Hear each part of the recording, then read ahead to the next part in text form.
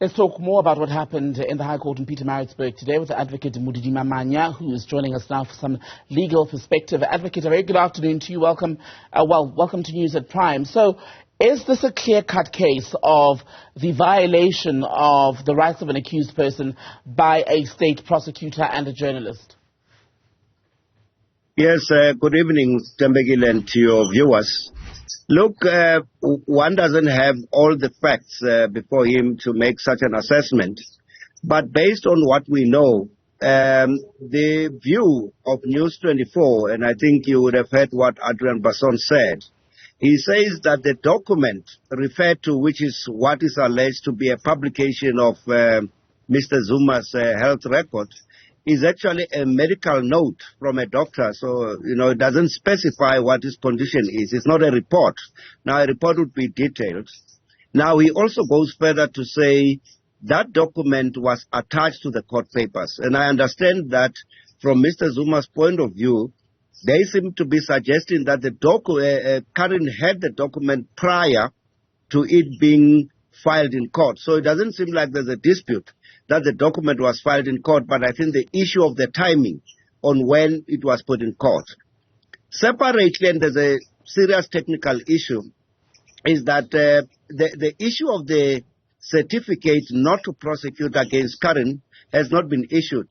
And it seems like at the beginning, the charges were only laid, or the complaint made against Advocate Bill Downer, and it is in respect of whom the National Prosecuting Authority has taken a decision not to prosecute. So it doesn't seem like the NPA has taken a decision not to prosecute Karyn, which is a requirement for a private prosecution. The state must have declined to prosecute. Then you can institute a private prosecution. And is that what you think, as far as at least Karyn Maughan is concerned, what will determine whether or not her review application is successful, which we know will be heard in early December, which is before the actual Zuma case itself is set to continue? Yes, remember, there are two things now. We have the main trial, the corruption trial. Then we have the private prosecution, which has now intervened. Now we have a further intervention in the form of this urgent application.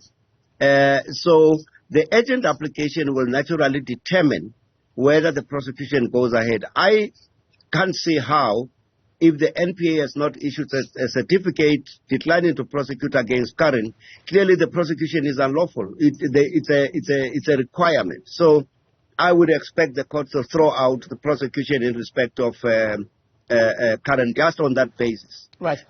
With regard to Bill Downer, obviously, is that question of the medical note. Of course, if it's not a record, if it's not providing any information, I'm sure the court will have to consider that and make an appropriate decision. Just on that, how much was disclosed, how much was shared as part of the public record?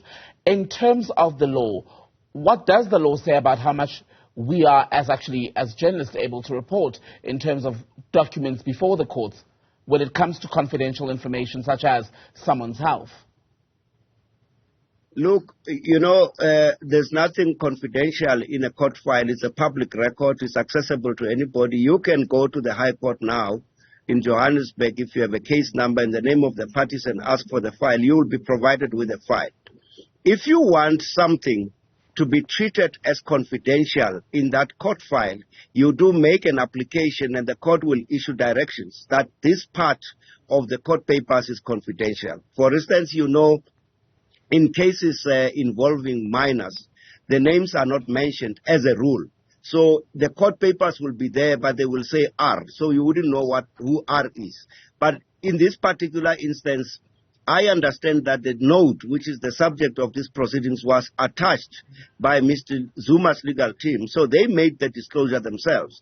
But as I said, if it is just a medical note that says, I saw Tembegile on such and such a day, he was not well, he's not fit for work, I don't know what is confidential about that and what is invasive about that.